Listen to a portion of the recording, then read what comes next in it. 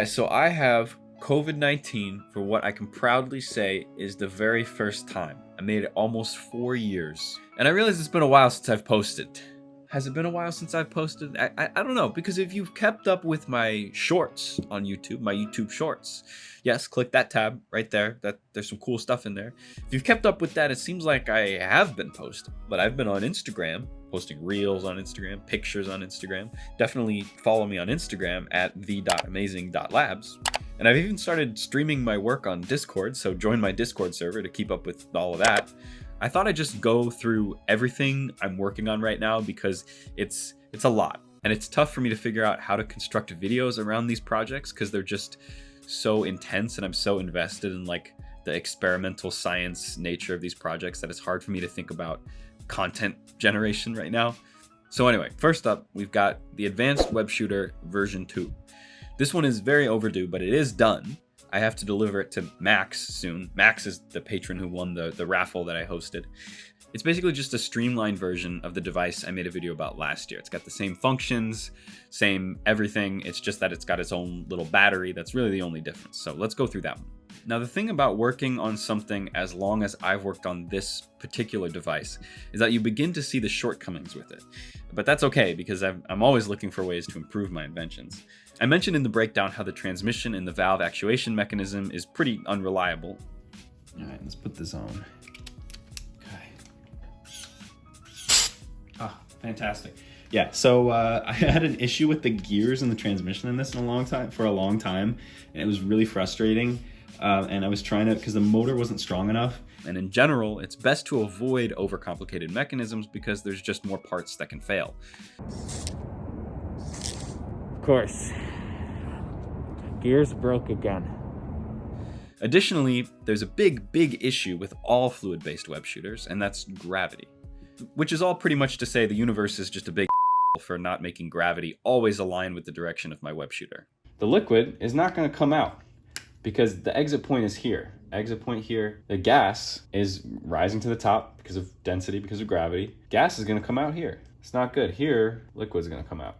But we've come up with a solution, which brings us to my next project, this web shooter. I don't really have a name for it yet. So the idea originally here was to create what could be a truly concealable web shooter. But we sort of had to focus a little bit more on the reliability because that's the only difference between what I was previously doing with concealable web shooters. So this is all to say that this project is just a step in the right direction. Again, it's not concealable, right? Because you've got all sorts of devices mounted to the outside. You got the trigger device mounted to the outside. Even the electronics are all in this box, right? So you've got a motor driver in here for the valve actuator, and you've even got the microcontroller in this box as well. So everything's in here. And you've got the two devices, exterior devices can be plugged in there. You've got the trigger can be plugged in front, and you've got the power, the battery can be plugged in. Okay, so got the web fluid in here, plugging the trigger in. Hey, look at that. Look at that. Now this glove is something I've introduced before, but in the context of this project, it's symbolic of a new sort of trigger we're developing, and that will be another step toward concealability. The idea here is I showed you the glove.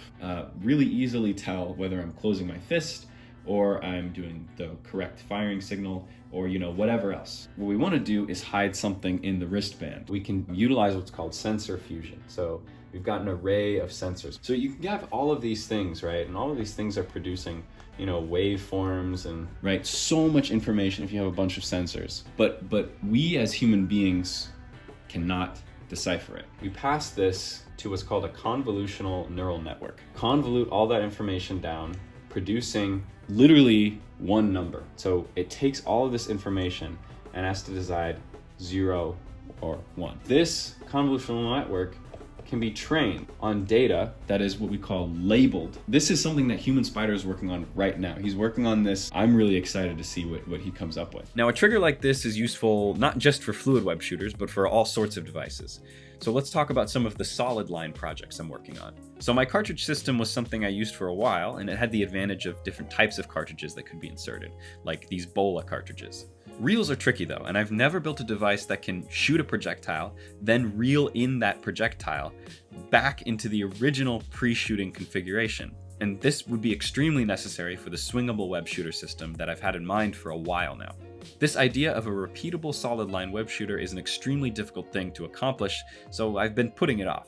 Along comes Zach Inglis, aka Sensational Spidey, an extremely talented costume maker and cosplayer who slides into my DMs in the middle of my little Instagram boom back in June. He basically describes this type of device exactly and says, I want that. So I say, okay, I want that too. Let me build it for you. In return, he's making me a stylish new mask, so pretty soon you won't have to look at this piece of shit anymore. What I'm attempting to do is, with a single motor, have a mechanism that can wind something up and also shoot it out. So if I spin the motor this way, and you see this reel here where the rope is stored is not spinning when the motor's spinning this way. Right, okay, and this actually worked really well. The string came all the way out. Can't fit that much of a string on here, and that's one of the issues with this. Yeah, it's only fitting like this much, basically. If we reverse the polarity, you can wind it backwards, so this goes backwards. So you see this, the reel is spinning now, so it's winding up. That only spins when the motor moves in this direction, so that's kind of cool.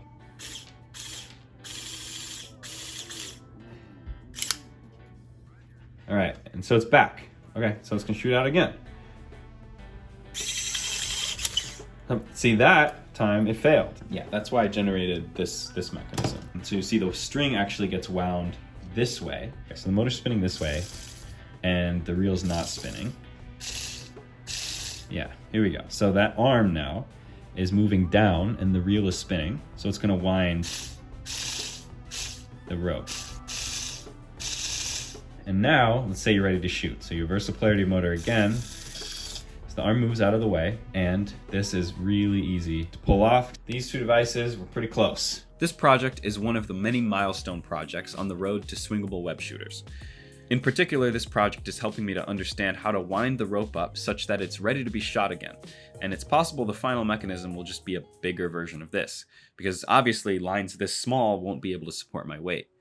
To help me understand how to build a device to support my weight, I've been working on this rappelling device. It's a device that will allow me to get down the side of a building without having to leave anything where I started. No grappling hooks, nothing. By the way, I'm sure you can see there's a lot going on here, and me and the human spider are working hard on getting Dragline Dynamics to be a self-sufficient operation. Right now, that is not the case. We both have other jobs, it takes up a lot of time, but we both want to be able to do this full time. And if we were able to do that, we would do that, but we're not. So be sure to support us on Patreon. My Patreon is www.patreon.com/theamazing. Super simple. Don't forget it. If you donate $5 a month or more, you can have access to some of the STL files for my projects. Nothing recent, but some of the things that I made back in the day that people have really enjoyed. Additionally, if you just donate $1 a month, that's amazing. If you donate 50 cents a month, that's amazing. I've been saying this to a lot of people, but it's crazy that somehow this summer I boomed up to like 15,000 followers on Instagram, which is amazing. Thank you guys so much. But if just half the people on there donated 50 cents a month, wow, this could be a full-time operation, which is crazy to think about. But additionally, if you want to support us and you want to get something in return, you can also buy some of my merch on my Spreadshirt shop. The link is also in the description. So I hope that was satisfactory for you guys. I'm sorry that I've really been, apart from the idea of a time constraint, it's been hard for me to figure out exactly what kind of video to make, because I'm just so invested in progressing these projects that I'm like, what am I going to talk about? None of them are finished. They're all just continually having exciting advancements. So I thought I would just sort of make this in progress video. I'm going to move all of the sort of scientifically informative content to Dragline Dynamics. So be sure to follow that channel. The link is in the description below. And that is a joint effort between myself and the human spider. So I'm going to go sleep now because I'm very tired. I'm sure you can tell that I'm sick.